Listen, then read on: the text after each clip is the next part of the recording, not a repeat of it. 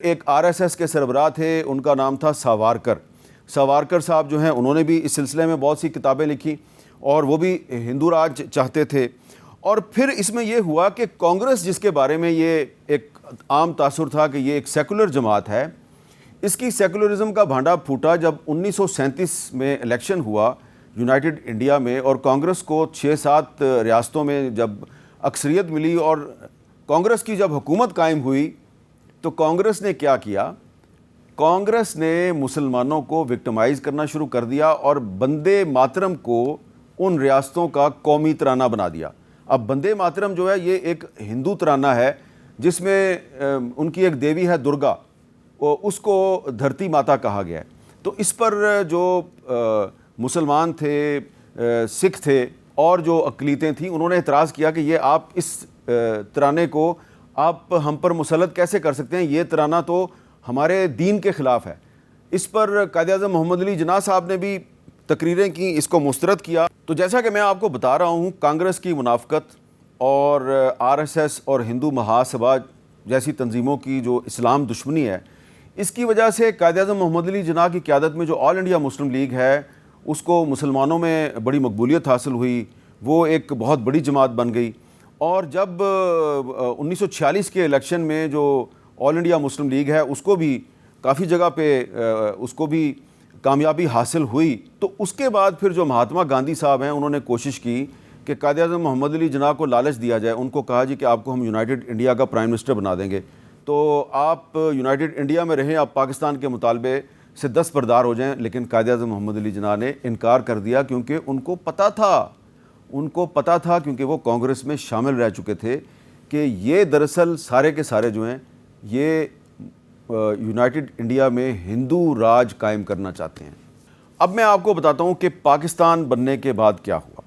पाकिस्तान तो बन गया, लेकिन आरएसएस ने और जो बाकी हिंदू तंजीमें हैं इन्होंने हिंदुस्तान के मुख्तलिफ़ हिस्सों में मुसलमानों का कत्लेआम किया, क्योंकि ये तो इनकी आइडियालॉजी थी कि मुसलमानों को ख़त्म करना है। मैं आरएसएस के बहुत से लीडर जो हैं उनकी जो इस्लाम दुश्मनी के बारे में जो उनके जो कोट्स हैं वो मैं आपकी खिदमत में पेश नहीं कर रहा, क्योंकि वो बड़े गुस्ताखाना है।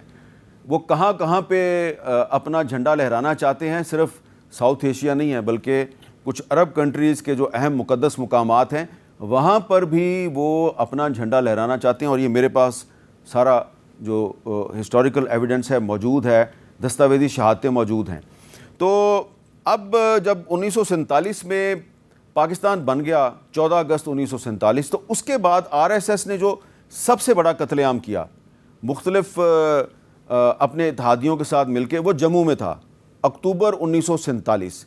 अब जो मैं आपको सबूत के तौर पे एक एविडेंस दूंगा वो किसी मुसलमान या किसी हिंदू की किताब नहीं है। ये है जी किताब क्रिस्टोफर स्नेडन, कश्मीर दी अनरिटन हिस्ट्री। कश्मीर दी अनरिटन हिस्ट्री। ये जो क्रिस्टोफर स्नेडन है ये एक ऑस्ट्रेलियन रिसर्चर थे और इन्होंने पाकिस्तान और हिंदुस्तान जाके ऑफिशियल रिकॉर्ड देख के, लोगों के साथ मिल के रिसर्च करके ये कंक्लूजन निकाला कि 1947 में जो जम्मू में मुसलमानों का कत्लेआम हुआ था उसमें आरएसएस मुलव्वस थी। बाकायदा जो है ना इन्होंने फिगर्स दिए हैं कि कौन कौन सी तहसील में कितने मुसलमान कत्ल हुए। और इनकी जो रिसर्च है उसके मुताबिक anti Pakistan and pro Indian elements in Jammu and Kashmir were responsible for the killing of Muslims in Jammu and Kashmir. These included Maharaja Hari Singh and some members of his non-Muslim armed forces, local Hindus including right-wing RSS members and Hindus and Sikhs displaced from other parts of Jammu and Kashmir। और आगे चल के इन्होंने evidence दिया है कि कितने मुसलमान कत्ल हुए, कितनी मुसलमान औरतें अगवा हुईं।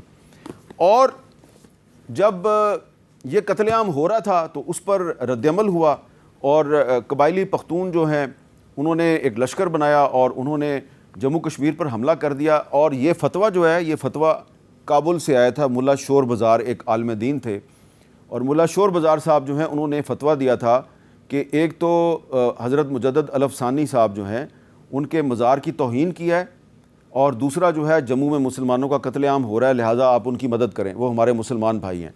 तो वो लश्कर तैयार हुआ। काबुल में उस वक्त जो हुकूमत थी उसने कोशिश की वो लश्कर रवाना ना हो, लेकिन वो लश्कर आया और फिर उन्होंने हमला किया। तो जब नेहरू साहब को ये रियलाइज़ हुआ कि अब जम्मू और कश्मीर पे पख्तूनों ने हमला कर दिया है, तो उन्होंने क्या किया, उन्होंने जो काबुल में इंडियन एम्बेसी थी उसके ज़रिए वज़ीरिस्तान में कुछ लोगों से रब्ता किया।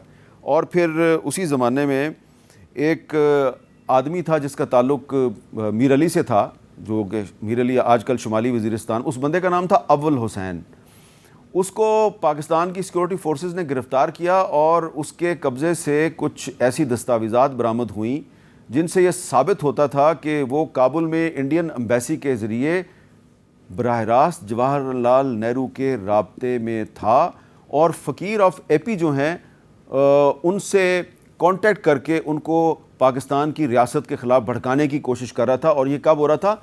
1948, 1948। ये एक किताब है बतले हुर्रियत फ़कीर of AP, doctor Fazlur Rahman साहब की एक किताब है। ये फ़कीर ऑफ एपी साहब की जो जद्दोजहद है, उनकी ज़िंदगी है, उसके बारे में है। और इस किताब में अव्वल हुसैन और जवाहरलाल नेहरू जो है उसके रवाबित और फिर जो कोशिश की जा रही थी जवाहरलाल नेहरू की तरफ से फ़कीर ऑफ एपी को इस्तेमाल करने की, उसकी तमाम तफसीलात मौजूद हैं और जो खतूत हैं उनका मतन मौजूद है। किताब जो है फ़कीर ऑफ एपी साहब के हक़ में है। अभी भी पाकिस्तान में फ़कीर ऑफ एपी साहब जो हैं उनकी बहुत से लोग इज़्ज़त करते हैं। इस्लामाबाद की एक सड़क का नाम फ़कीर ऑफ एपी पे है। लेकिन मैं आपको सिर्फ ये बता रहा हूँ कि नेहरू ने 1948 में फ़कीर ऑफ एपी को पाकिस्तान के ख़िलाफ़ इस्तेमाल करने की कोशिश की। इससे क्या साबित होता है कि नेहरू वो शख्स था जिसने पाकिस्तान में स्टेट स्पॉन्सर्ड टेररिज्म जो है उसका आगाज़ किया। पाकिस्तान में हिंदुस्तान की जो स्टेट स्पॉन्सर्ड टेररिज्म की कहानी है ये बहुत लंबी है, इसमें बहुत से वाक़यात हैं।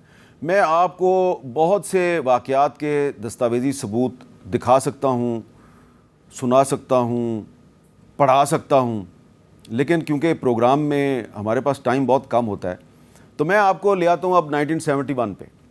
1971 में क्या हुआ वो आपको अच्छी तरह पता है। एक इंडिया की इंटेलिजेंस एजेंसी है research and analysis wing, raw के एक अफसर हैं RK यादव।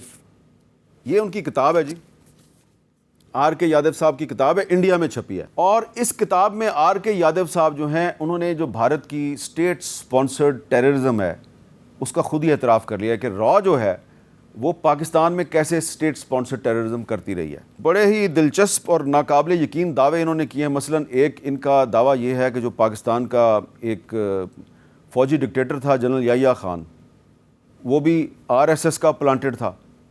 फिर एक और इन्होंने दावा ये किया कि इंडिया के एक एक्स प्राइम मिनिस्टर थे मुरारजी देसाई, वो अमेरिकन इंटेलिजेंस एजेंसी CIA के लिए काम करते थे और CIA से वो हज़ारों डॉलर माहाना जो है वो वसूल भी करते थे।